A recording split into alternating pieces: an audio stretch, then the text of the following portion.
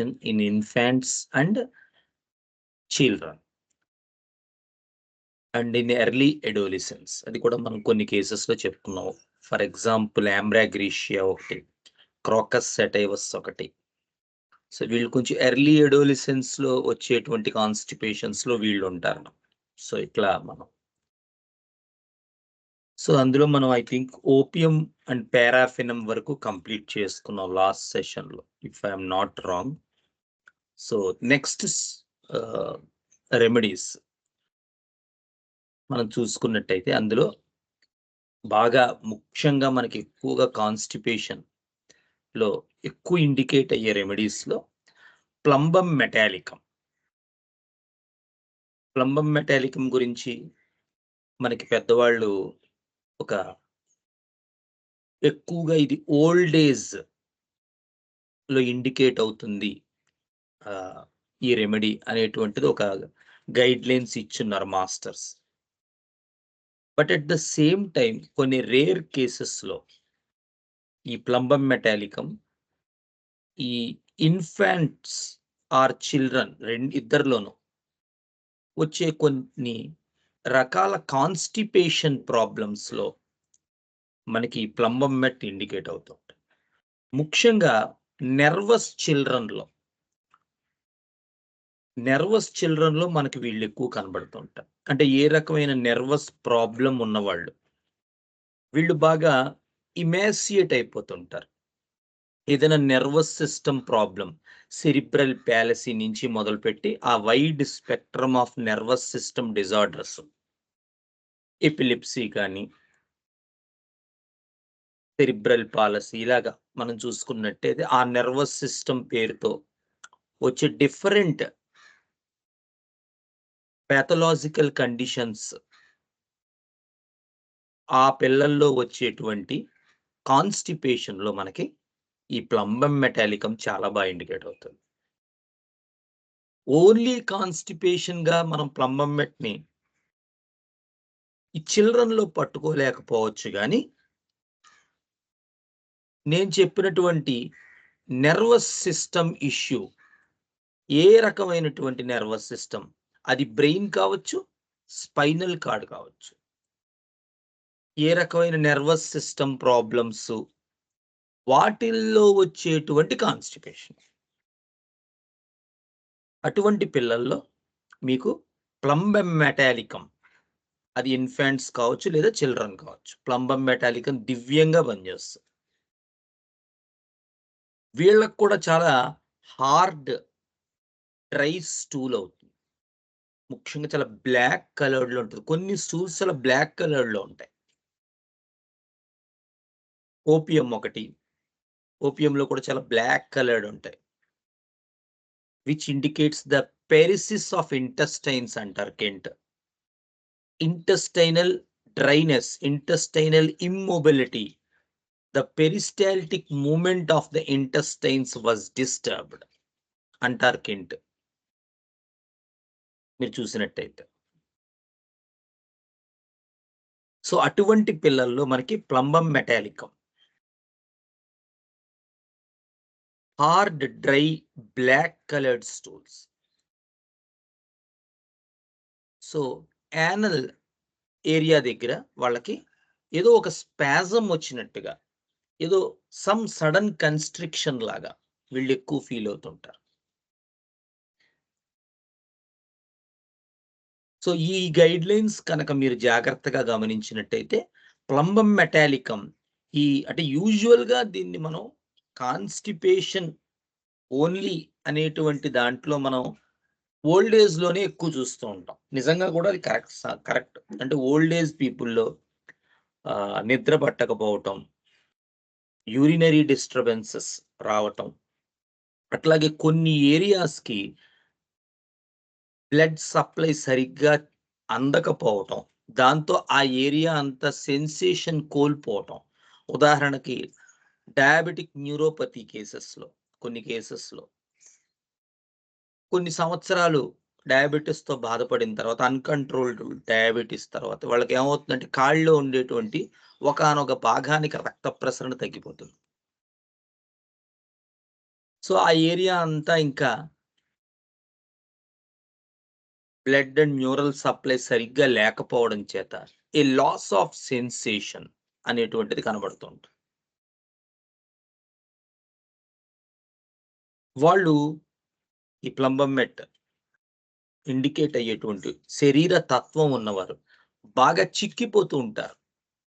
ఎవడు బానే తింటున్నాడు డాక్టర్ గారు, కానీ ఎందుకనో వెయిట్ గెయిన్ అవ్వట్లేదు. ఎప్పుడు చూసినా సన్నగా ఉంటారు, ఇంకా సన్నగా అయిపోతూ ఉంటారు. ఏ సివియర్ ఫార్మ్ ఆఫ్ మెరాస్మస్ అంటారు మాస్టర్స్ దాన్ని.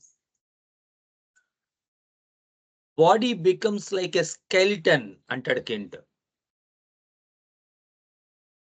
మీరు చూసినట్టయితే అలాగే వీళ్ళల్లో స్లీప్లెస్నెస్, ఈ జనరల్స్ అని మనం ఏవైతే ఉంటాయో sleep, బొవెల్స్, appetite,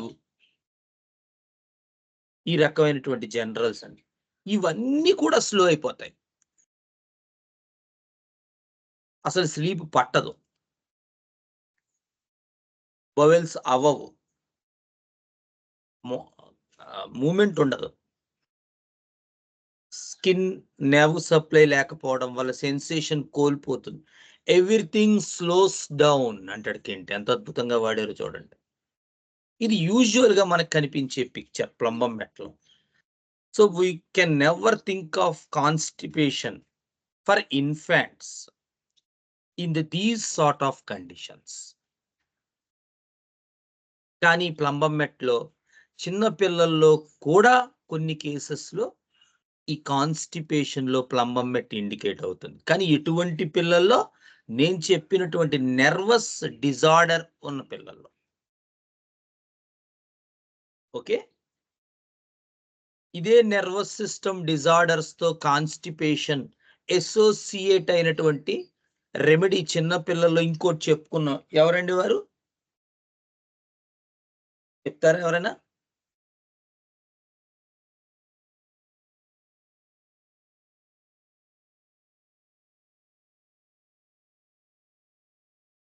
no idea. Already మనం చెప్పుకున్నాం.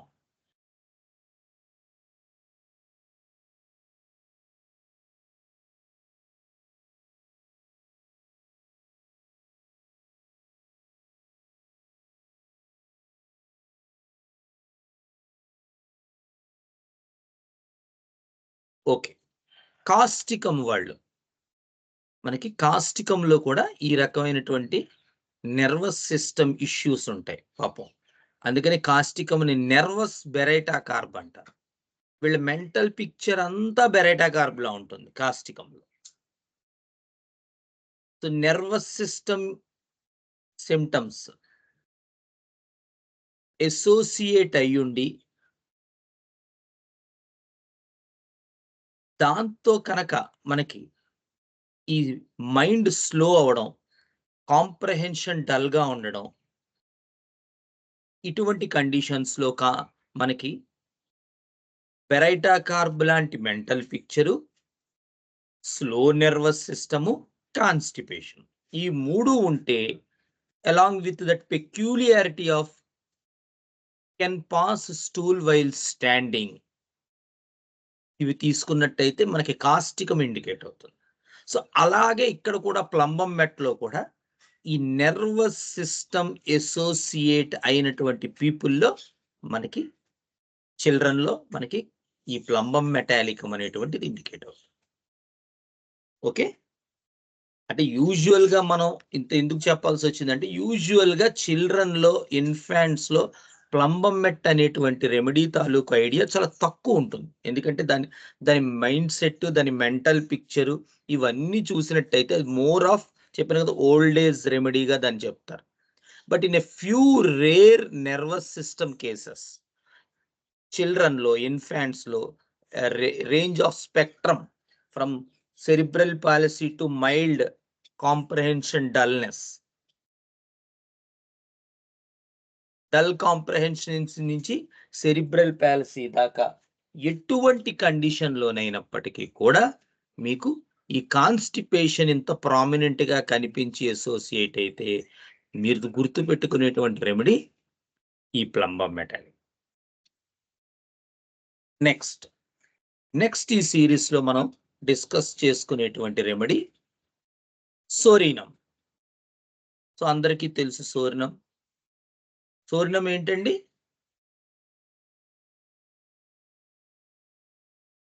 సోర్స్ ఆఫ్ సోరినం ఏంటి?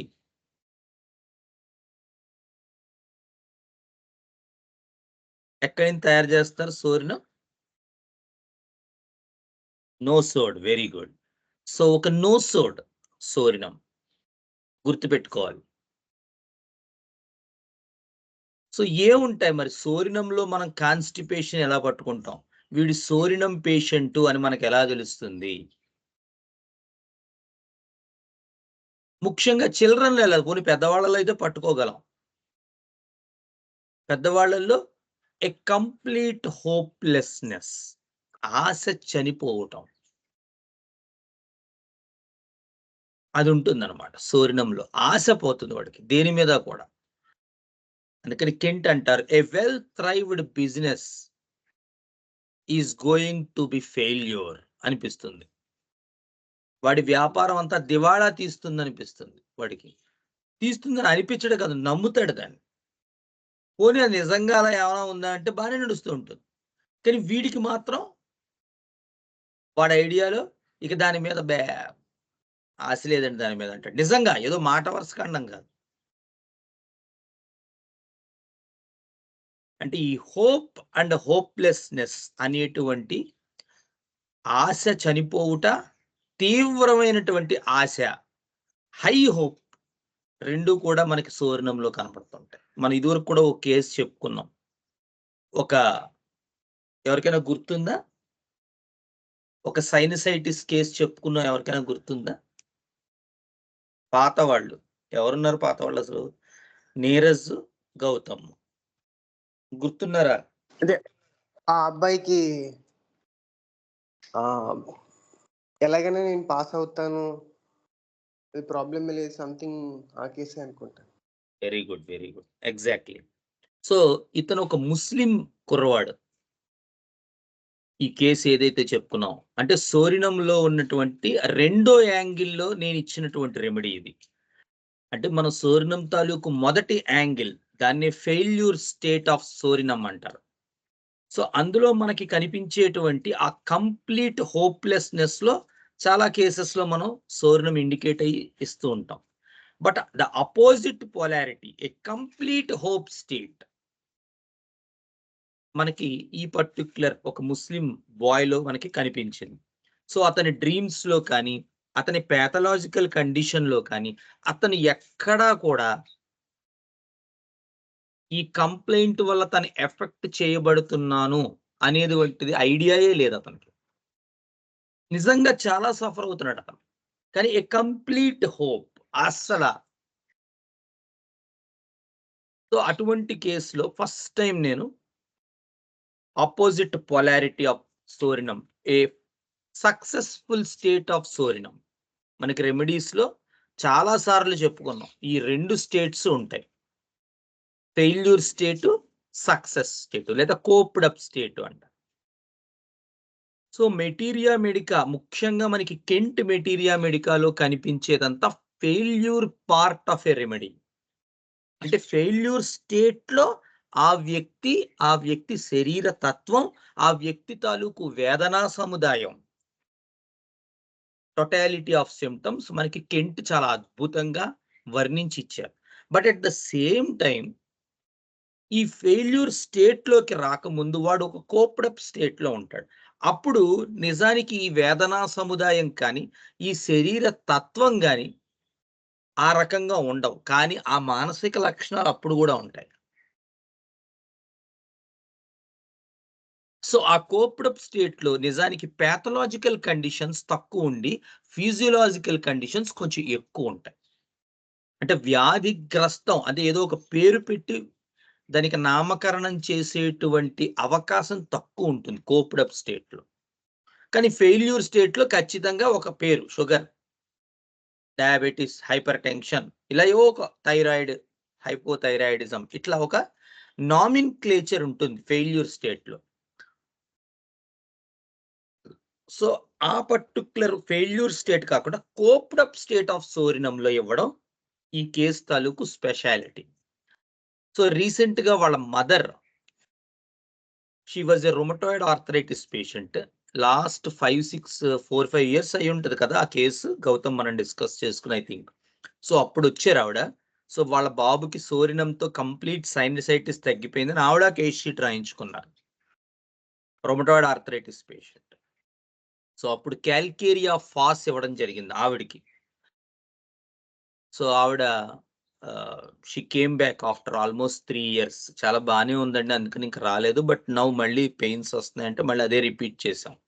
So as a follow up అడిగాను, అసలు మీ అబ్బాయి ఎలా ఉన్నాడండి? తర్వాత మనం ఆ 6 మంత్స్ తర్వాత మీరు ఎప్పుడు చెప్పలేదు అంటే, మీరు అప్పుడు కూడా నేను కేసు ఇచ్చేటప్పుడు కూడా అడిగారండి.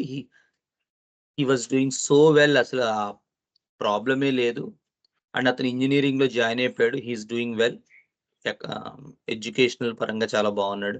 అసలు హెల్త్ కండిషన్స్ అయితే నథింగ్ టు కంప్లైన్ అంటారు. సోరినం 1M అతనికి ఇచ్చింది అప్పుడు. సో అలా ఉంటుంది psorinum. Complete hopelessness. So constipation, regarding constipation అసలు మనం సోరినంని ఎలా పట్టుకోవాలి? ముఖ్యంగా ఈ చిల్డ్రన్ ఇన్ఫాంట్స్ లో, కొద్ది పెద్దవాళ్ళు అయితే పట్టుకోవచ్చు, బట్ చిల్డ్రన్ ఎట్లా పట్టుకోవాలి ఈ సోరినం?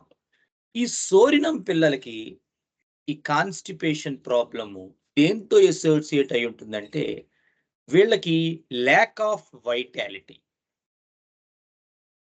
ప్రాణశక్తి చాలా తక్కువగా ఉంటుంది ఈ పిల్లల్లో. అస్తమాను మనం అనుకుంటాం, మనకు తెలిసింది చుబర్కిలమే వేద్దాం అనుకుంటాం. అస్తమాను జ్వరాలు వస్తూ ఉంటాయి, అస్తమాను జలుబు చేస్తూ ఉంటుంది, అస్తమాను శ్లాష్మం పడుతూ ఉంటుంది. అఫ్ కోర్స్ చుబర్కులం కూడా ఇండికేట్ అవుతుంది, బట్ సోరినంలో కూడా ఆ లక్షణాలు ఉంటుంది. ఫ్రీక్వెంట్ అక్యూట్ ఇల్నెసెస్ అంటారు మాస్టర్స్ దీన్ని. తరచుగా తరుణ వ్యాధులు రావటం. ఏ రకమైనటువంటి తరుణ వ్యాధులైనా, జలుబులు రావచ్చు, జ్వరాలు రావచ్చు, ఫ్రీక్వెంట్ గా మోషన్స్ అవ్వచ్చు, ఫ్రీక్వెంట్ గా తలపోటులు రావచ్చు. ఇలా ఏదో ఒక కండిషన్ తరచుగా వస్తూ ఉంటుంది. పిల్లవాడు ఎదగడు. There is a lack of development.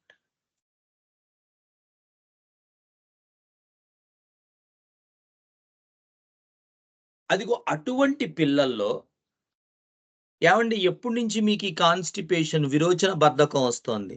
చాలా చిన్న బాల్స్, స్మాల్ బాల్స్ అంటాడు. ఎప్పటి నుంచి ఇలా ఉంది కాన్స్టిపేషన్? అదిగోండి మేము అక్కడ పలానా నెలలో మాకు జలుబు జ్వరం వచ్చింది బాబుకి, ఇంకా అక్కడి నుంచి మోషన్ ట్రబుల్ పట్టుకుందంట. అలాగే సోరినంలో ఉన్న ఇంకో లక్షణం ఏంటంటే, యాక్చువల్గా సోరిక్ కండిషన్స్ లోనే ఒక ఇంపార్టెంట్ సిమ్టమ్ ఉంటుంది. ఏంటంటే బర్నింగ్. సో వీడికి మోషన్ కి వెళ్ళే టైంలో డ్యూరింగ్ అండ్ ఆఫ్టర్ స్టూల్ కూడా వీళ్ళకి మోషన్ ప్రాబ్లం. కొంతమందిలో పిల్లల్లో పాపం హెమరాయిడ్స్, చిన్న హెమరాయిడ్స్ కూడా కనబడుతూ ఉంటాయి.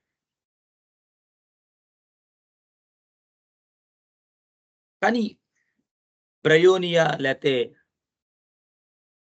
ఓపియము అలాగా వీళ్ళవి స్టూల్స్ పెద్దగా ఉండవు. స్టూల్స్ చిన్నగా అవుతూ ఉంటాయి.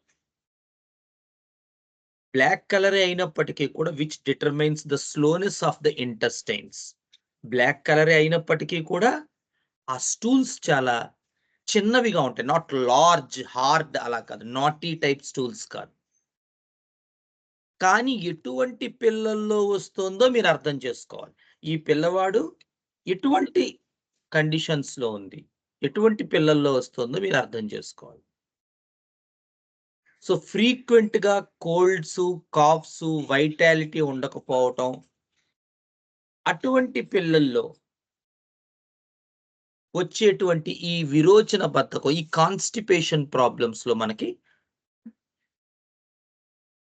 ఈ రెమెడీని మనం చాలా బాగా గుర్తుపెట్టుకోవాలి. సోరినం అనేటువంటి రెమెడీ. అటువంటి పిల్లల్లో మాత్రం ట్యూబర్కిలినము, సోరినము ఇద్దరూ కూడా చాలా ఇంపార్టెంటే. కానీ వీళ్ళిద్దరిని ఎలా గుర్తుపెట్టడం? ఎందుకంటే ఇద్దరికీ తరుణ వ్యాధులొస్తూ ఉంటాయి. ఇద్దరికీ ల్యాక్ ఆఫ్ వైటాలిటీ ఉంటుంది. ఇద్దరు చిల్లీ పేషెంట్సే. కానీ ట్యూబర్క్యులినం వాడు చాలా రెస్ట్‌లెస్‌గా ఉంటాడు. ఉదాహరణకి వాళ్ళ అమ్మగారు వాడిని లోపలికి పట్టుకొచ్చారనుకోండి. వాళ్ళ అమ్మగారు ఇలా పట్టుకుంటారు వాడిని. ట్యూబర్క్యులినం ఇలాగ. "ఏవండీ అలా కూర్చోమనండి బాబు, కూర్చోడండి బాబు." ఇలా అంతా తిరిగేస్తాడు. ఇప్పుడు మొత్తం అంతా క్లినిక్ అంతా చూసేస్తాడంట. కానీ అదే సోరినం పిల్లవాడిని మీరు తీసుకొచ్చి కూర్చోబెడితే వాడు చాలా అలా ఉంటాడు. అది డిఫరెన్స్. అంటే కొన్ని కొన్ని ఆహార్యంలోనే పట్టేసుకోవాలి మీరు.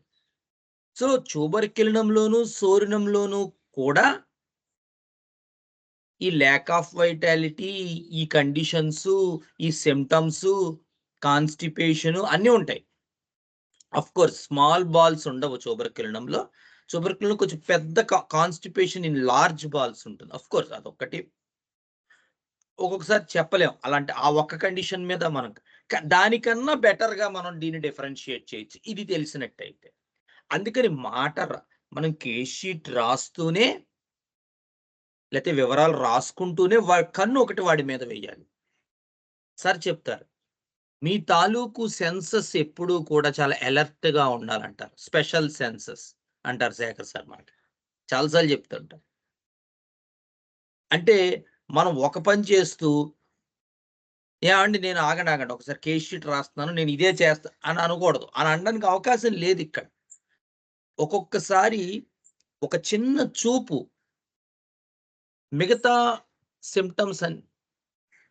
మిగతా సింప్టమ్స్ అన్నిటిని ఓవర్‌కమ్ చేసేసి ముందుకొచ్చేస్తుంది. అందుకని అలర్ట్‌నెస్ ముఖ్యంగా హోమియోపతిక్ ఫిజిషియన్‌కి కావాలి. ఆఫ్‌కోర్స్ అది ఎంతవరకు మనం ఇన్క్లూడ్ చేయడం డిఫరెంట్ విషయం. బట్ ఇద్దరి పిల్లల్లోనూ ల్యాక్ ఆఫ్ వైటాలిటీ ఉంటుంది. చిల్లీ పేషెంట్ ఉంటుంది. తరచుగా జలుబు, జ్వరాలొస్తూ ఉంటాయి. విరోచన బద్ధకం ఉంటుంది. కానీ ఒక పిల్లవాడినేమో కంట్రోల్ చేయలేం. ఒక పిల్లవాడేమో పాపం ఉదాసీనంగా అలా కూర్చొని ఉంటాడు. ఏదో డిసింట్రెస్టెడ్‌గా.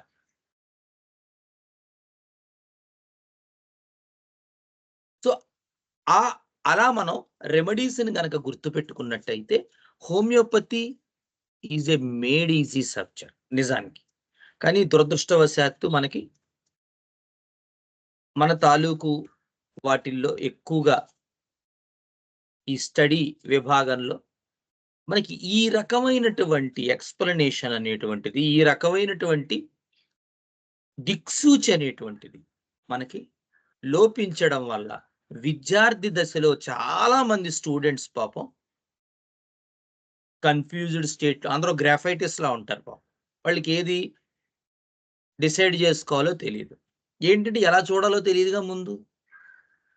చెప్తున్నటువంటి ఆర్గనాన్ని ఎలా అప్లై చేసుకోవాలో మనకి తెలియకపోతే ఆర్గనాన్ చాలా డ్రై సబ్జెక్ట్‌గా ఉంటుంది. మాస్టర్ గారు గూడా చెప్తారు. ఈకే గారు. అప్లికేషన్ ఆఫ్ ఆర్గనాన్ అనేటువంటిది తెలియాలి. సో, అప్లికేషన్ ఆఫ్ ఆర్గనాన్ తెలియకపోతే హోమియోపతి అర్థం కాదు. హోమియోపతి అర్థం కాకపోతే ఎందుకు చదువుతున్నామో తెలీదు. అందుకని విద్యార్థి దశలోనే ఈ బీజాలు అదృష్టవశాత్తు మాకు రాఘవరావు గారు, శర్మ గారు, పూజ్య గురుదేవులు, మన బుజ్జి గారు వీళ్ళందరూ అసోసియేట్ అవ్వడం వల్ల విద్యార్థి దశలోనే నాకు ఆ బీజం పడింది. సో, స్టూడెంట్ లైఫ్‌లో ఎవరైతే నెగ్లెక్ట్ చేసేస్తారో స్టడీస్‌ని, మిగతా ప్రయారిటీస్ ఎక్కువైపోతాయో వాళ్ళు నిజంగా స్టడీ దాంట్లోకి అదే ప్రాక్టికల్ ఫీల్డ్‌లోకి ఎంటర్ అయ్యేసరికి వాళ్ళు చాలా కన్‌ఫ్యూజ్డ్ స్టేట్‌లో ఉంటారు. అదే ప్రాబ్లమ్.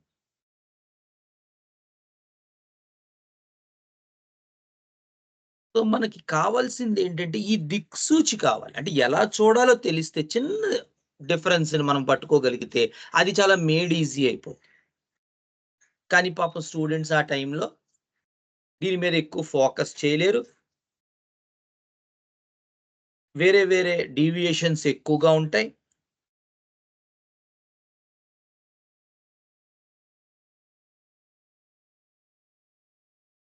సో ఆ డీవియేషన్స్ దాంట్లో మనం వెళ్ళకుండా మనం ఫోకస్ అంతా గనక నిజంగా హోమియోపతి మీదే పెడితే, అందుకనే మా బృందం అంతా కూడా ఒక పర్టిక్యులర్,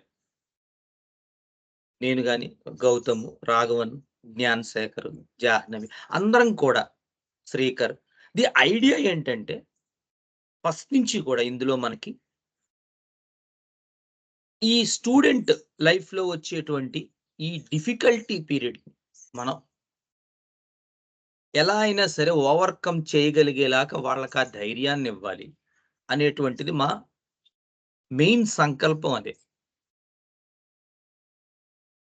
ఎందుకంటే అదే క్రూషియల్ పీరియడ్. అక్కడ గనక మనకి ఇది గనక మనకి క్లియర్ అయిపోతే ఎట్లా చూడాలనేటువంటి ఐడియా వస్తే ఇక చూసుకోక్కర్లేదు వాళ్ళ తాలూకు కెరియర్. ఎందుకంటే God will immediately take care of them. మీ ద్వారా చేయించవలసిన పనులన్నీ స్టార్ట్ చేసేస్తారు ఆయన. బట్ మనం ఫస్ట్ దానికి అర్జీ పెట్టుకోవాలి కదా! ఏ ఉద్యోగంకైనా మనం అప్లికేషన్ పెట్టుకోవాలి కదా ఫస్ట్. సో, ఆ అప్లికేషన్ పెట్టుకోవడానికి మనం ఎప్పుడూ సిద్ధంగా ఉండాలి. సో, అటువంటి బిహేవియరల్ పాయింట్ ఆఫ్ వ్యూలో మనం ట్యూబర్కులినంని, సోరినంని డిఫరెన్షియేట్ చేయగలం తప్ప, మన సింప్టమ్ వైస్‌గా పెద్దగా మనం చేయలేకపోవచ్చు చాలా కేసెస్‌లో. సో, ఈ జాగ్రత్తగా ఈ బాడీ లాంగ్వేజ్‌ని, ఈ సింప్టమ్‌ని, ఈ రెస్ట్‌లెస్‌నెస్‌ని, అలాగే మీరు ఎక్కువగా కట్టడి చేశారనుకోండి ట్యూబర్కులమ్ వాడిని, వాడు చాలా సీరియస్‌గా చూస్తాడు ఇలాగ వాళ్ళ అమ్మని. కొంతమంది పిల్లలైతే ఈవెన్ డాక్టర్ ముందు కొట్టడానికి కూడా సంకోచించరు. మనకి మాస్కస్, ట్యూబర్క్యులినము, ఈ కేసెస్ బెలడోనా, స్ట్రమోనియము, ఈ కేసెస్‌లో వాళ్ళు they even beat the parents in front of doctor. Chamomilla, cina, ఇవన్నీ ఈ గ్రూప్ ఆఫ్ రెమెడీస్. సానిక్యులా, ఇప్పుడు నెక్స్ట్ చెప్పబోయే రెమెడీ. ఈ పిల్లలందరూ కూడా ఏంటంటే ముఖ్యంగా అందులో ట్యూబర్కులమ్ టాప్ ర్యాంక్‌లో ఉంటుంది. వీళ్ళు గట్టిగా పట్టుకున్నారనుకోండి మదరు, వీడు అటు ఇటు వెళ్ళిపోతాడని. వాడు ఫస్ట్ కొంచెం పెద్దవాడైతే సీరియస్‌గా చూస్తాడు. మరీ చిన్న పిల్లవాడనుకో పట్టుకొని కొట్టేస్తాడు వాళ్ళ అమ్మని. వాడిని ఆ కట్టడి చేయటం అనేటువంటిది వాడికి ఇష్టం ఉండదు. అంటే ఎవరికీ ఇష్టం ఉండదు. But restriction is a breathless condition for tuberculum. వాడికి ఊపిరాడదు ఎవడైనా రెస్ట్రిక్ట్ చేస్తే. భరించలేడు వాడు. అందుకనే మాస్టర్ గారు ట్యూబర్క్యులర్ మయాజం గురించి చెప్పినప్పుడు సీనియర్ ఫిలాసఫీలో మనకి కంప్లీట్ పిక్చర్ ఇచ్చారు. ఒక జనరేషన్‌లోనే ఆ మార్పు వచ్చింది నాయన అని చెప్పారు. ఎందుకంటే సాంప్రదాయ అనుష్ఠానం లేదా పెద్దలు ఇవ్వబడినటువంటిది దానిని ఫాలో అవ్వటం, దాన్ని యాజ్ ఇట్ ఈస్‌గా చేయటం, ప్రశ్నలు వేయకుండా దాన్ని అనుష్ఠానం చేసుకోవటం, నిత్య జీవితంలో దాన్ని ఆచరించుకోవటం అనేటువంటిదే ఒక రెస్ట్రిక్షన్‌గా ఫీల్ అయిపోయారు. ఒక జనరేషన్ మొత్తం. That is due to tubercular miasm. నావాండ్‌లో కూడా ఒక కథ వేసేవారు. ఇప్పుడు అయిపోయిందది. కొన్ని సంవత్సరాలు నడిచింది. ఈ ట్యూబర్క్యులర్ మయాజంకి సంబంధించిన కథ నావాండ్‌లో కూడా ప్రచురితమైంది. ఒక వ్యక్తి తన తండ్రి తాలూకు అనుష్ఠానం ఏదైతే ఉంటుందో అది నచ్చక అతను ఒక ఇంట్లోంచి పారిపోతాడు. ఎన్నెన్నో దేశాలు, ఎన్నెన్నో చుట్టూ రాష్ట్రాలు, మఠాలు ఇవి తిరుగుతాడు. చివరికి అన్నీ తెలిసాక మొత్తం జ్ఞానం అంతా ఏదో తెలుసుకుందానని అనుకుని తర్వాత లాస్ట్‌లో ఏంటంటే రియలైజేషన్ వస్తుంది అతనికి. కాదు తండ్రి దగ్గర మనం ఏదైతే సాంప్రదాయంగా వస్తున్న దేవతార్చన ఏదైతే ఉందో, అనుష్ఠానం ఏదైతే ఉందో, అందులోనే ఉంది నాయన మొత్తం అంతా అని తెలుసుకొని, మళ్ళీ చివరికొచ్చి తండ్రి దగ్గరే తండ్రి పాదాలకు నమస్కారం చేస్తాడు. కంప్లీట్ ఒక స్టోరీ అది. సో, అది ఆ మోడ్ ఆఫ్ ట్యూబర్క్యులర్ మయాజంని అందులో కూడా ఎస్టాబ్లిష్ చేశారు. సో, జనరేషన్‌లోనే మనకి ఎలెన్ గూడా ఇచ్చారు ఆ పాయింట్. మాస్టర్ గారు ఇంకా బ్యూటిఫుల్‌గా ఇచ్చారు దాన్ని. They feel like restriction. అంటే ఒక పద్ధతిని నిరంతరం ఒక రోజు పొద్దున్నే 6 గంటలకి లేవాలి అని ఎగ్జాంపుల్ అనుకుందాం. ఒక నెల లేదా ఓ 10 రోజులు చేసేసరికి వాడికి ఇమ్మీడియేట్‌గా లోపల నుంచి తణుకొచ్చేస్తుంది. ఆ కరిక్యులమ్‌ని వాడు ఫాలో అవ్వలేడు. అది ట్యూబర్క్యులర్ మయాసిస్ అంటే.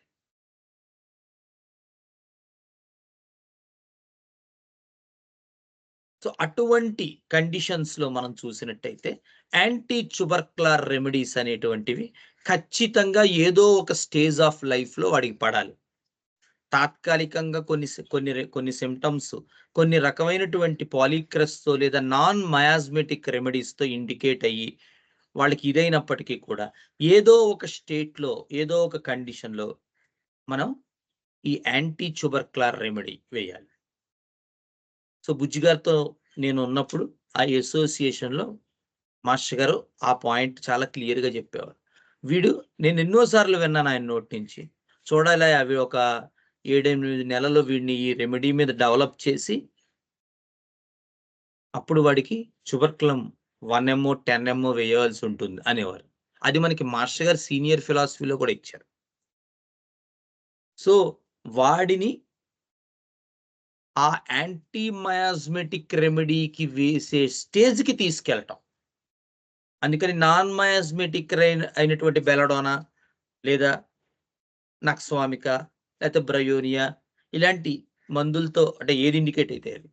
వాడిని జాగ్రత్తగా డెవలప్ చేసి ఆ ట్యూబర్క్యులర్ మయాజం అంటే యాంటీ ట్యూబర్క్యులర్ మయాజం లేదా ట్యూబర్కిల్డమే వెయ్యవలసే స్టేజ్‌కి వాడిని ప్రిపేర్ చేయాలి. ఈ ప్రిపేర్ చేయగలగటం అనేటువంటిదే ఆర్ట్. ప్రాక్టికల్ హోమియోపతి అంటే ఇది. అంతేగాని వచ్చిన వాడికి వీడు ట్యూబర్కులంలో ఉన్నాడు ఫస్ట్ నుండి ట్యూబర్కులమ్ ఏమి ఇంప్రూవ్‌మెంట్ రాదు వాడిలో.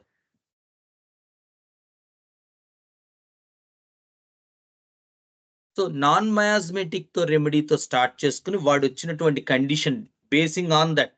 వాళ్ళు అప్పుడు మెంటల్స్ ఇప్పుడు కొన్ని కేసుల్లో నేను డైరెక్ట్‌గా ట్యూబర్కులమ్ 10 50 ఏసినవి కూడా ఉన్నాయి. అవి వేరు. ఆ కేసెస్ కాదు. వాడొచ్చిన కండిషన్ ఏంటి? వాడు ఏ బ్యాక్‌గ్రౌండ్‌లో ఉన్నాడు? వాడి పాథలాజికల్ సిట్యుయేషన్ ఏంటి? ఇవన్నీ కూడా మనం అనలైజ్ చేయగలగాలి ఆ పర్టిక్యులర్ కండిషన్. అనలైజ్ చేసిన తర్వాత వాడు ఏ రెమెడీతో మొదలుపెడితే వాడి టోటాలిటీ ఏ రెమెడీ చూపిస్తోంది? డైరెక్ట్‌గా ట్యూబర్కులమ్ వేయడానికి వాడి శరీర తత్వం ఎంతవరకు అనుకూలంగా ఉంది? అది చూసుకొని స్లోగా వాడిని డెవలప్ చేసుకుంటూ నెమ్మదిగా వాడిని ఒక ఆ రకమైనటువంటి కండిషన్ దాకా తీసుకెళ్ళి అప్పుడెయ్యాలి ట్యూబర్కులమ్.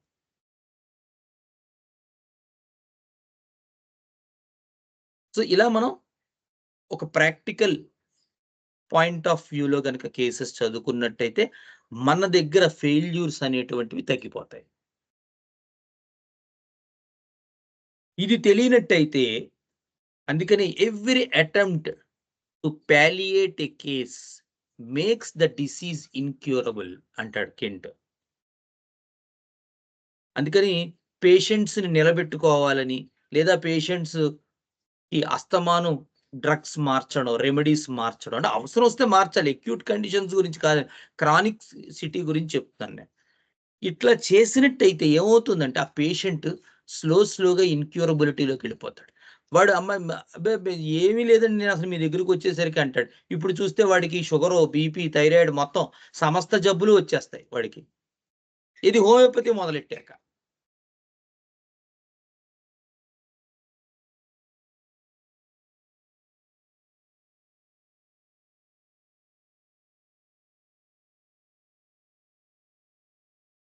అందుకని హానిమన్ గాని, కెంట్ గాని మనకిచ్చేటప్పుడు ఈ రకమైనటువంటి ప్రాక్టికల్ అప్రోచ్ ఇచ్చారు. అలాగే డైట్ అండ్ రెజిమెన్ విషయంలో కూడా పాపం ఆర్గనాన్‌లు చాలా హెచ్చరించారు హానిమన్ గారు. అలాగే మెయింటైనింగ్ కాజెస్. అంటే వాడు ఏ కాజ్‌తో మెయింటైన్ అవుతున్నాడో అది రిమూవల్ చేయలేదనుకోండి. మనమేమనుకుంటామంటే రెమెడీస్ ఇవ్వడం అనుకుంటాం. కానీ ఆ కాజ్ అది మెయింటైన్ అవుతున్నంత కాలం ఈ డిసీజ్ అనేటువంటిది ఏదైతే కండిషన్ వాడిలో ఉందో అది మాత్రం రివర్సిబుల్ అవ్వదు. సో, ఒక్క కేస్‌ని మనం హ్యాండిల్ చేసేటప్పుడు ఈ అన్ని విషయాలు మన దృష్టిలో పెట్టుకోవాలి. అన్ని విషయాలు మనం పరిగణనలోకి తీసుకుని ఔషధాన్ని ఇవ్వడం అనేటువంటిది చేయాలి. మూడోది శానిక్యులా అనేటువంటి రెమెడీ. ఇదొక ముఖ్యంగా ఇన్ఫాన్సీలో ఇదొక వండర్‌ఫుల్ రెమెడీ. చాలా అద్భుతమైనటువంటి రిజల్ట్స్ ఇస్తుంది. సో, ఈ చిన్న పిల్లలు ముఖ్యంగా 2 ఇయర్స్ లోపు వాళ్ళలో ఈ శానిక్యులా మనకి ఎక్కువగా 3 ఇయర్స్ లోపు వాళ్ళలో ఈ శానిక్యులా ఎక్కువగా ఇండికేట్ అవుతుంది. ఎలా ఉంటారు ఈ పిల్లలంటే వీళ్ళు చాలా హెడ్ స్ట్రాంగ్‌గా ఉంటారు. మనం ఫస్ట్ లుక్‌లో చూడగానే వీడేదో కేవలం పిల్లవాడురా అనిపించేటట్టుగా ఉంటారు వీళ్ళు. ముఖ్యం. విపరీతమైనటువంటి మొండితనం, పెంకితనం, కోపం, చిరాకు, విసుగు, నిలకడలేమి ఇవన్నీ కూడా ఈ శానిక్యులా పిల్లల్లో ఉంటాయి. వీటితో పాటు వీడికి పడుకునేసరికి వీడి బుర్ర లేదా మెడ నిద్దట్లో ఎక్కువ చెమట పడుతుంది.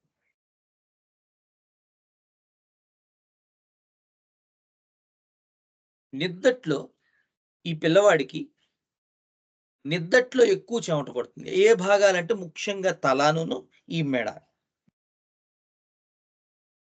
అలాగే విరోచనం ఒక 4, 5 రోజుల దాకా అవ్వదు. 3, 4 రోజులు. అలా అని వీడేమి అస్తమానం మోషన్ వచ్చినట్టు చేయటం, వెళ్లి కూర్చోవటం అలా చేయడు నక్కస్వామికలాగా. అసలు 4, 5 రోజులు మోషన్ అవ్వకపోయినా వీడు దాని గురించి ఏ రకమైన చింతన ఉండదు వీడికి. వీడు మామూలుగానే ఉంటాడు. తిరుగుతూ ఉంటాడు, ఆడుకుంటూ ఉంటాడు వీడు. లేదా మరి ఇన్‌ఫాన్స్ అయితే పడుకొనుంటాడు. కానీ ఏ రకమైన మోషన్ వచ్చినట్టు గాని, ఆ రకమైనటువంటి సింప్టమ్స్, ఆ డిజైర్‌ని ఎక్స్‌ప్రెస్ చేసే సింప్టమ్స్ వీళ్ళలో కనపడవు. ఒకవేళ మోషన్ అయితే ఒక 4 రోజులకి ఎప్పుడో, అది చాలా తీవ్రమైనటువంటి అఫెన్సివ్‌నెస్‌ని కలిగుంటుంది. చివరికి యూరిన్ గూడా వీడిది చాలా డిశ్చార్జెస్ ఇందాక చెమట జెప్పాను. ఆ చెమట గూడా వాడిది స్మెల్ ఒస్తది. మాస్టర్ గారు చెప్తారు. It determines that some healthy tissues are spoiling in the interior of man అంటారు. The offensiveness of discharge. So, చాలా ముఖ్యమైనటువంటి సాల్ట్స్, ఎలిమెంట్స్ ఏవైతే ఉన్నాయో అవి ఈ వ్యక్తి శరీర తత్వంలో పోతున్నాయి. లేతే నష్టపోతున్నాయి. లేతే ఏదో చాలా ఇంటీరియర్‌లో చాలా తీవ్రమైనటువంటి ఈ శరీర తత్వంలో మార్పుందని సూచిస్తోంది నాయనా. ఈ అఫెన్సివ్‌నెస్ డిశ్చార్జ్. ముఖ్యంగా క్రానిక్ కండిషన్స్. ఆ అఫెన్సివ్‌నెస్ వీళ్ళలో చాలా ఎక్కువుంటుంది. అది యూరిన్ అయినా, స్వెట్ అయినా, మోషన్ అయినా చాలా అఫెన్సివ్‌గా ఉంటుంది. అలాగే చాలా రోజులు మోషన్ ఎళ్ళకపోయినా వీడికేమి పెద్ద ప్రాబ్లమ్‌గా అనిపించదు.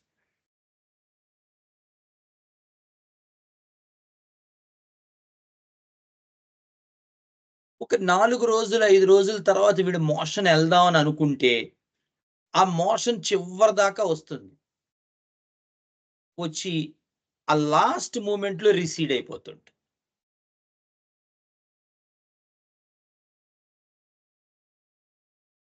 Has to remove the stool mechanically అనేటువంటి మాట మనకి శానిక్యులాలో కనపడుతుంది. ఇంకా మిగతా రెమెడీస్ కూడా ఉన్నాయి. బట్ స్టానిక్యులాలో అది. ఎందుకంటే వాడికి చివరి దాకా వచ్చి లాస్ట్ అవుతుంది, అవుతుంది, అవుతుంది అన్నట్టుగా కూర్చుంటుంది పాపం మదర్ ఆ పిల్లవాడి కోసం. అవుతుందా నాన్న, అవుతుందా నాన్న అంటాడు తండ్రి బయట బాత్రూమ్ బయట. కొంచెం పెద్దవాడైతే ఒక ఏడాదిన్నర ఆ పిల్లవాడైతే. ఓ 4 రోజులు అవ్వలేదు. వాడు ఆముదం చేశారు, అది తాగించారు, ఇది తాగించారు. ఏమి చేసినా వాళ్ళు అవ్వట్లేదు. అరటిపండు పెట్టారు, ఇంకోటి పెట్టారు. కానీ మోషన్ అవ్వట్లేదు. తీరా మోషన్ వస్తోందని వాడు వెళ్ళి ఆ 4 రోజుల తర్వాత కూర్చుంటే లాస్ట్ మినిట్‌లో ఆ మోషన్ కాస్త వెనక్కెళ్ళిపోతుంది. స్టూల్ రిసీడ్స్ అంటాడు మనకి Clarke. Just before passing. And he has to remove that stool mechanically. చేతులు పెట్టి పాపం తీయవలసినటువంటి పరిస్థితి వస్తుంది. చిత్రంగా. అదిగో అలాంటి కాన్‌స్టిపేషన్, అటువంటి మెంటల్ కండిషన్ ఉన్నటువంటి పిల్లల్లో with this offensive tendency of discharges మనకి సానిక్యులా దివ్యమైనటువంటి రెమెడీ. నేను కనీసం ఒక అరడజన్ కేసుల్లో ఇచ్చుంటాను. ఈ టైప్ ఆఫ్ కాన్‌స్టిపేషన్స్‌లో. చాలా హార్డ్ స్టూల్ ఉంటుంది.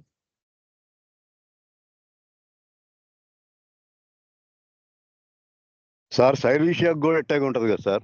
Yes sir. సైలీషియాలో మనకి ఫస్ట్ పార్ట్ అది మనకొస్తుంది.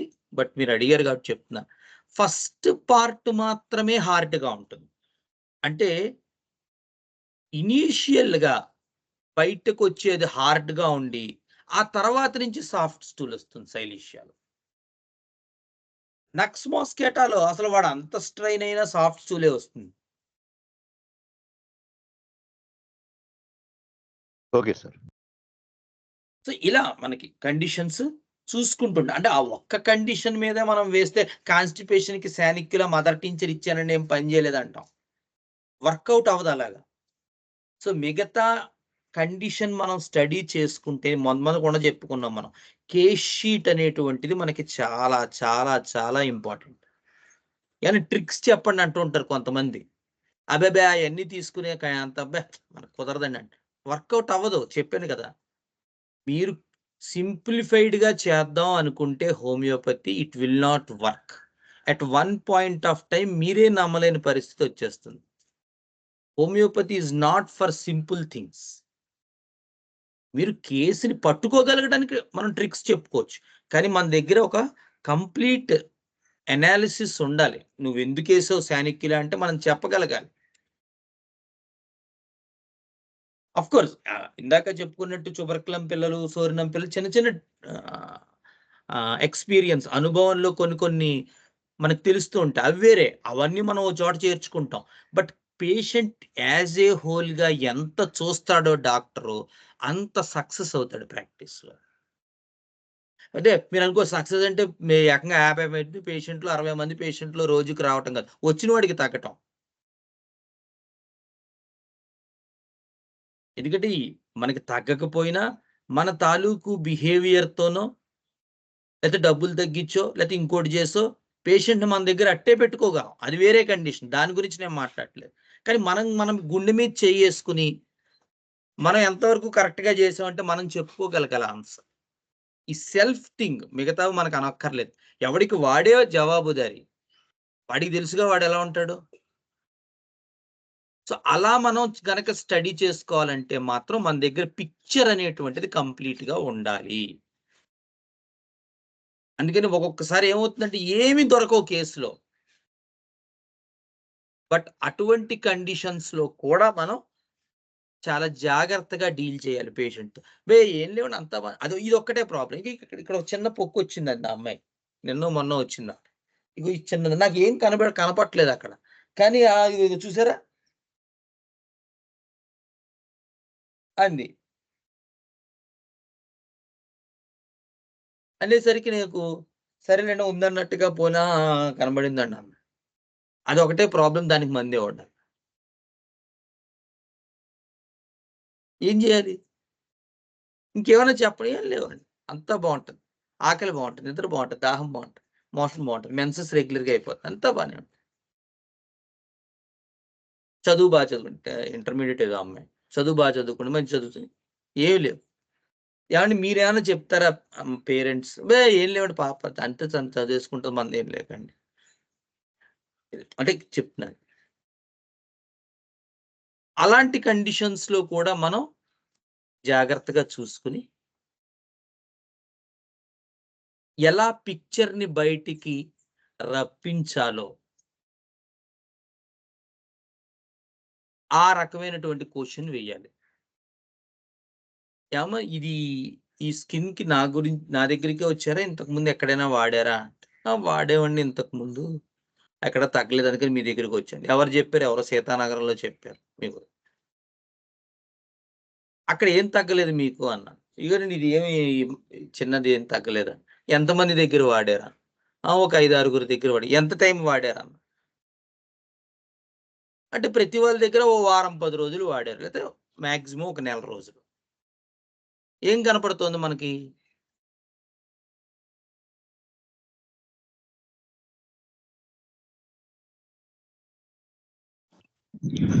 Tubercular quality sir.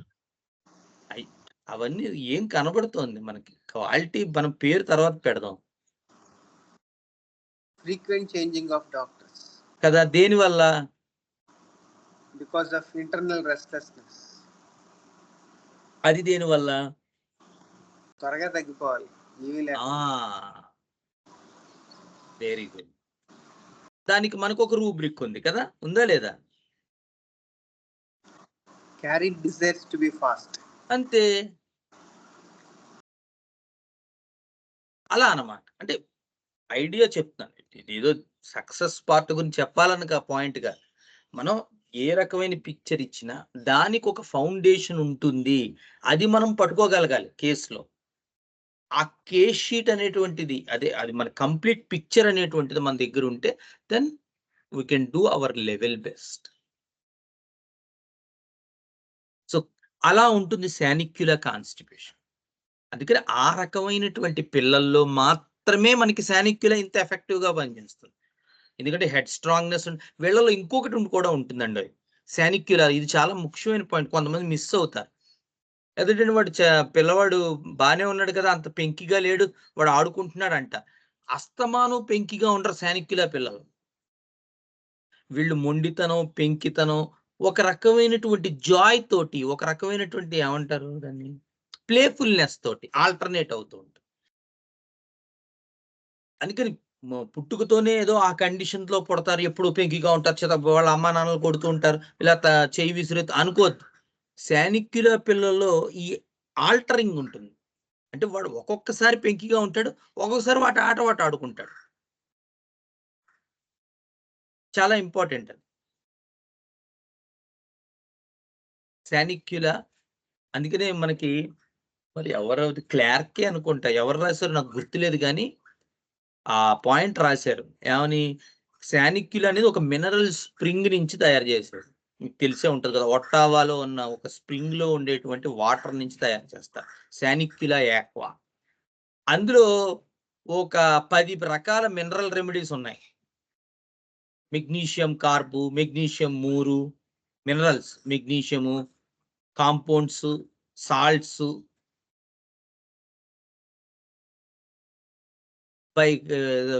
Sodium bicarbonate ఇలా చాలా రెమెడీస్ ఉన్నాయి.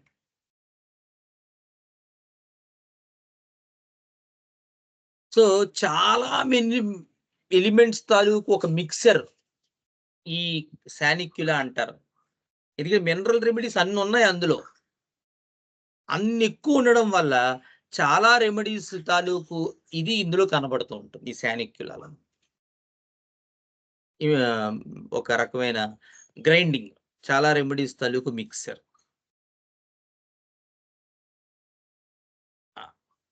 నెక్స్ట్. సెపియా. సో, సెపియా పడుతుందండి చిన్న పిల్లల్లో. అదేంటి ఎక్కడ వినలేదే. వాళ్ళల్లో ఇండిఫరెన్స్, ఎపతీ ఉండాలి. ఇవన్నీ మనం అనుకుంటాం యాక్చువల్‌గా. కానీ సెపియా ఇండికేట్ అయ్యే కండిషన్ ఏంటంటే, మదర్ గనక కాన్‌స్టిపేషన్ ప్రెగ్నెన్సీ టైమ్‌లో హారిబుల్‌గా ఉంటే, ఆ పుట్టే పిల్లల్లో వచ్చేటువంటి కాన్‌స్టిపేషన్స్‌లో సెపియా ఇండికేట్ అవుతుంది. అందుకని మనం కేస్ షీట్ ప్రిపేర్ చేసుకునేటప్పుడు, "అమ్మ మీ ఆరోగ్యం ఎలా ఉండేది?" నాకు బానే ఉండేదండి. ఏం ప్రాబ్లమ్స్ ఏం లేవు. అంటే దేని గురించైనా మందులు వాడేవారా అంటే, కొంచెం మోషన్ ప్రాబ్లమ్ ఉండేదండి. సరిగ్గా అయ్యేది కాదు. దాని గురించి మాత్రం చాలా ఎక్కువ మందులు వాడారు. అంటే మరి ఎలా ఉంది? తగ్గింది? ఏమీ తగ్గేది కాదండి. అన్ని మందులు వాడినా మోషన్ ప్రాబ్లమ్ అలాగే ఉండేది. పాపం నా బిడ్డకి కూడా అలాగే వచ్చిందంటుంది మదర్. అలా అంది అంటే ఆ కేసు సెపియాలో ఉందని అర్థం. సో, సెపియా ఎప్పుడు ఇండికేట్ అవుతుందంటే ఇన్ఫాన్సీలో కానీ, చిల్డ్రన్‌లో కానీ కాన్‌స్టిపేషన్‌లో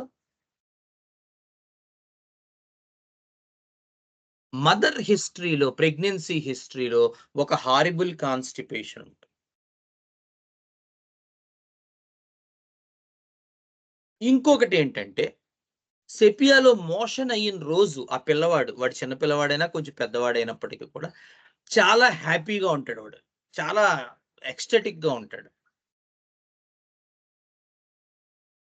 కొంచెం పిల్లలు పెద్దవాళ్ళు చెప్పగలిగే వాళ్ళు ఉన్నారనుకోండి, వాళ్ళు ఎక్స్‌ప్రెస్ చేసినప్పుడు ఏదో లంప్ ఉందనో, ఏదో బాల్ ఉందనో రెక్టమ్‌లో చెప్తూ ఉంటారు. కొంచెం పెద్దవాళ్ళైతే. చిన్నపిల్లలైతే చెప్పలేరు. కొంచెం పెద్దవాళ్ళైతే. ఏదో అడ్డుపడినట్టు, ఏదో అక్కడ స్వెల్లింగ్ ఉన్నట్టు, లేతే ఏదో వాపు ఉందనో, బాల్ ఉందనో, బాల్‌లా ఉందంటాడు. లేతే పిల్లోడు. అక్కడేదో బాల్‌లా ఉంటుందంటాడు రెక్టమ్‌లో. ఎప్పుడూ చెప్తుంటాడు. కానీ అదంతా కూడా విరోచనం ఓ 2, 3 రోజులకి మోషన్ అయిందే. ఆ అయిన రోజు మాత్రం వాడు చాలా హాయిగా ఉంటాడు. Completely ameliorated after stool.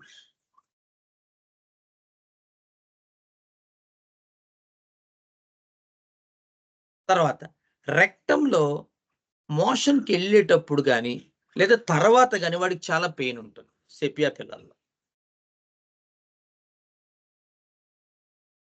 So, మనం ఈ త్రిభుజిని మనం జాగ్రత్తగా గుర్తుపెట్టుకోవాలి. మోషన్‌కి వెళ్ళేటప్పుడు, అయిన తర్వాత పెయిన్ ఉండడం, ఒక బాల్ లైక్ సెన్సేషన్ ఏదో అడ్డుపడినట్టుగా ఉండడం, క ameliorated completely after stool. Stool pass చేసిన తర్వాత కంప్లీట్ ఎమిలరేషన్. చాలా హ్యాపీగా ఉంటాడు. చాలా ఎక్స్‌టటిక్‌గా ఉంటాడు.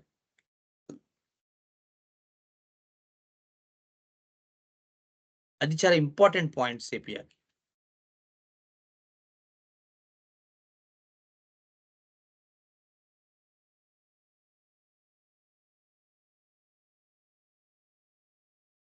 ఇక మూడవది, మదర్ ప్రెగ్నెన్సీ హిస్టరీలో ఇంతే కాన్‌స్టిపేషన్‌తో సఫర్ అవ్వడం.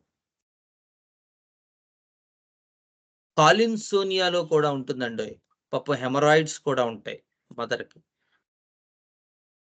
అలాంటి పిల్లలు మనం చెప్పుకున్నామో లేదో, అలాంటి పిల్లల్లో వచ్చే కాన్‌స్టిపేషన్ సెపియా, కాలిన్సోనియా ఈ 2 కూడా మదర్ ప్రెగ్నెన్సీ హిస్టరీలో, అంటే సెపియాలో కాన్‌స్టిపేషన్ మాత్రమే ఉంటది. కాలిన్సేనియాలో ప్రెగ్నెన్సీలో హెమరాయిడ్స్ కూడా వస్తాయి.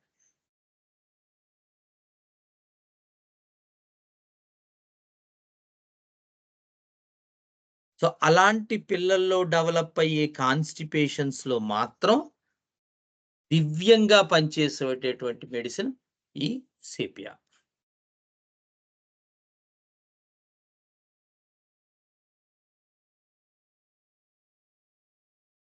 Next silicea.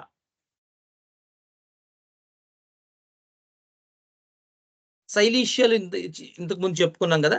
సైలీషియాలో ఈ పిల్లలు ఎవరైతే ఉన్నారో, ముఖ్యంగా ఇన్ఫాంట్స్, చిల్డ్రన్ ఆ ఏజ్‌లో వీళ్ళలో తరచుగా జలుబులు చేస్తాయి. తరచుగా జ్వరాలొస్తూ ఉంటాయి ఈ పిల్లల్లో. సో, బేసికల్‌గా ఈ పిల్లలు చాలా పిరికిగా ఉంటారు. అంటే, అంటే చిన్న పిల్లలే. మరీ ఇన్ఫాంట్స్ కాదు. కొంచెం పెద్దవాళ్ళైతే.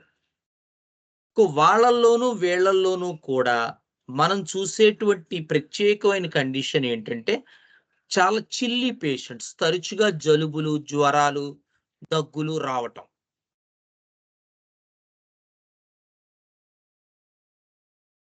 దాంతో పాటు ఇంపార్టెంట్ పాయింట్ ఏంటంటే, ఆ ఇనీషియల్ పార్ట్ వీడు కాన్‌స్టిపేషన్‌తో సఫర్ అవుతాడు. 1, 2 రోజులు మోషన్ అవ్వదు.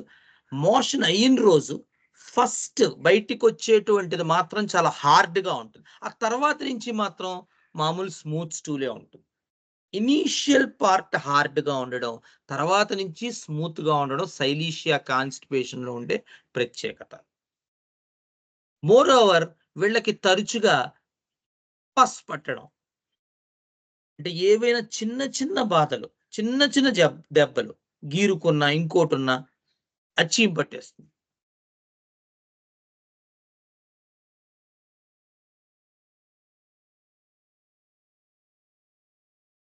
సైలీషియా చిన్న పిల్లలు పెద్దవాళ్ళలో ఉండేటువంటి ఆ మెంటల్ సింప్టమ్స్ పెద్దగా కలిగుండరు కానీ, చాలా పిరికిగా మాత్రం డెఫినిట్‌గా ఉంటారు. అదిగో నాన్న అక్కడికెళ్ళి కొంచెం అక్కడికెళ్ళి అది తీసుకురా, ఆ చిన్న దిబ్బ, నేను వెళ్ళను అంటాడు. అక్కడ ఎవరు లేరురా, వెళ్ళిరా నాన్న, నేను వెళ్ళను అంటాడు శైలీష పిల్లవాడు. జస్ట్ ఆ గది మొదట్లోనే ఉంది నాన్న, ఆ గరిట తీసుకురా అని మనం ఎంత చెప్పని వాడు వెళ్ళడు. మనం అది మొండితనమో, పెంకితనమో అది కాదు వాడికి. వాడికి భయం పాపం. అదే మీరు ఇందాక చెప్పిన శానిక్యుల వాడికి చెప్పారనుకోండి, నేనెందుకు కావాలంటాడు వాడు.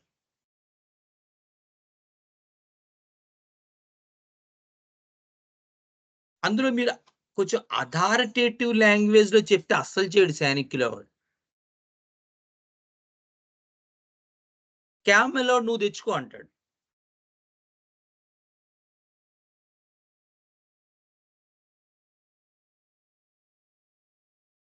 ఇంకొకటి కొంచెం చిత్రంగా ఉన్నా మీకు ప్రాక్టికల్‌గా ఉపయోగపడుద్దని ఈ పాయింట్ చెప్తున్నాను.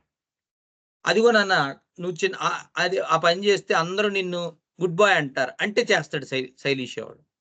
ప్రతి దానికి గుడ్ బాయ్ ఇమేజ్ ఇస్తూ ఉండాలి మీరు. అందరూ నిన్ను గుడ్ బాయ్ అంటారు. చప్పట్లు కొట్టండి. Gautam is a good boy అంటే వాడు గబగబా ఎళ్లి తెస్తాడు. చిత్రంగా ఉంటది సిలికా పిల్లల్లో. ఇది మీకు ప్రాక్టికల్‌గా డెఫినిట్‌గా ఉపయోగపడుతుంది. ప్రతి దాన్ని ఆ ఈగోతో వాడిని ఫీడ్ చేస్తూ ఉండాలి. సిలికా వాడికి. సిలికా చిన్న పిల్లలకి ముఖ్యంగా. అందరూ మనకు స్కూల్స్‌లో కూడా చేస్తారు కదా ఇది. They feed your identity. So, అలా గనక చేస్తే వాడి చేత పనులు చేయించుకోవచ్చు. ఈ సిలికా వాడు కొంచెం భయం పోగొడు. భయం ఉన్నా వెళ్తాడు. సిలికా చిల్డ్రన్‌లో. ఇది కొంత మీకు ఉపయోగపడుతుంది. కానీ కాన్‌స్టిపేషన్ పాయింట్‌లో మాత్రం ఈ సిలికాలో ఇందాక మనం చెప్పుకున్నటువంటి ఇనీషియల్ బయటికి ఫస్ట్ వచ్చేటువంటిదేమో హార్డ్ రాక్ మాస్ లాగా, ఆ తర్వాత చాలా సాఫ్ట్‌గాను ఉంటుంది.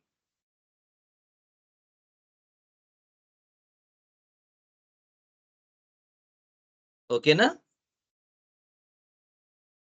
ఓకే. ఇంకొక క్లాస్ ఓకే సార్. పట్టొచ్చు అంటే ఐ థింక్ సల్ఫరు, క్షుబరకిరణం. ఓకే.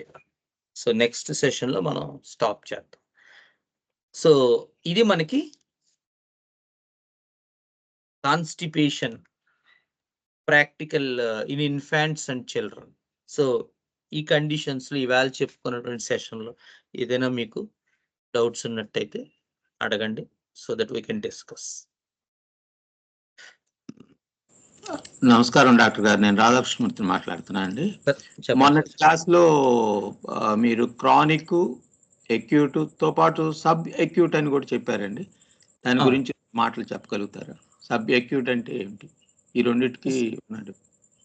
సబ్ అక్యూట్ కండిషన్ అంటే ఏం లేదు. ఇప్పుడు మనకి అంటే ఉదాహరణకి ఒక లెగసిస్ పేషెంట్ ఉన్నాడు. వాడు వర్షంలో తడిచాడు కదా!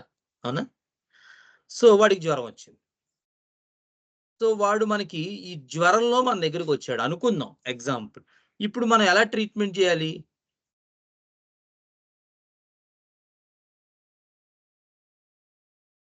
మనం లెకసిస్ వేయలేము అప్పుడు. వేయలేం కదా! Very good. సో, ఆ అక్యూట్ కండిషన్‌ని మాత్రమే డీల్ చేయాలి. అవునా? అవునండి. అయితే ఒక్కొక్కసారి ఏమవుతుందంటే, ఈ అక్యూట్ కండిషను అంటే రూస్టాక్స్ ఇండికేట్ అయింది. మనం వేశాం. ఓ 10 రోజులయ్యింది. వారం 2, 3 రోజులు జ్వరం తగ్గిపోయింది. ఆ తర్వాత నుంచి జలుబు, దగ్గు వచ్చాయి. అవి కొన్ని రోజులు వారం ఉన్నాయి. ఆ తర్వాత నెమ్మదిగా కొంచెం త జ మోకాళ్ళ నొప్పులొచ్చాయి. ఎప్పటి నుంచండి అంటే, అబ్బబ్బే! మొన్న జ్వరంలోనే మొదలైంది ఇంకా తగ్గలేదంట. నెల అయిపోయింది. నెల 15 రోజులయింది. వీడు ఆ జ్వరం నుంచి ఇంకా కోలుకోలేదు. ఇప్పుడొచ్చాడు మన దగ్గరికి అనుకుందాం. ఆ! అప్పుడేం జేయాలి? వీడు పూర్తిగా అక్యూట్‌లోనూ లేడు. అలాగని వాడు క్రానిక్ రెమెడీ ఇవ్వడానికి అవకాశం లేదు. కదా! అవును. అలాంటప్పుడు గనక పేషెంట్ మన దగ్గరకొచ్చినట్టయితే, మనం దాన్ని సబ్ అక్యూట్ కండిషన్ అంటాం. అంటే పూర్తిగా వాడు అక్యూట్ కండిషన్‌లోనూ మన దగ్గరికి రాడు.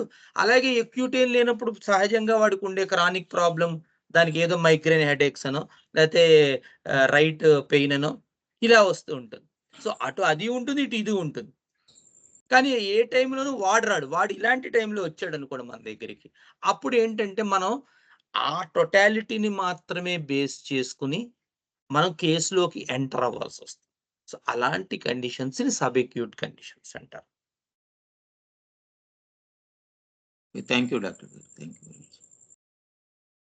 మంచి ప్రశ్న అండి. అంటే ఈ అక్యూట్ కండిషన్‌లో వాడు నిజంగా హోమియోపతి వాడొచ్చు. ఇంగ్లీష్ వాడు ఏ పతి అయినా వాడొచ్చు. అది మనకు తెలీదు. కానీ మన దగ్గరకొచ్చే కండిషన్ మాత్రం పూర్తిగా అక్యూట్‌గాను ఉండదు. అలాగని ఇది తగ్గిపోయి కంప్లీట్‌గా మామూలు కేస్ షీట్ అలాగా ఉండదు. రాసుకోవడానికే ఉండదు. అటు ఆ అవకాశం ఉండదు. ఇటు ఈ అవకాశం ఉండదనమాట. మధ్యలో ఉంటాం మనం. అలాంటి కండిషన్‌ని మనం యూజువల్‌గా సబ్ అక్యూట్ కండిషన్ అంటాం. ఓకేనండి. థ్యాంక్ యూ అండి. థ్యాంక్ యూ డాక్టర్ గారు.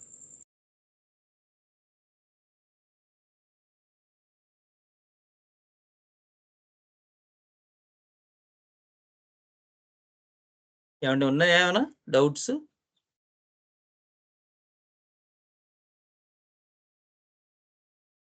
ఓకే.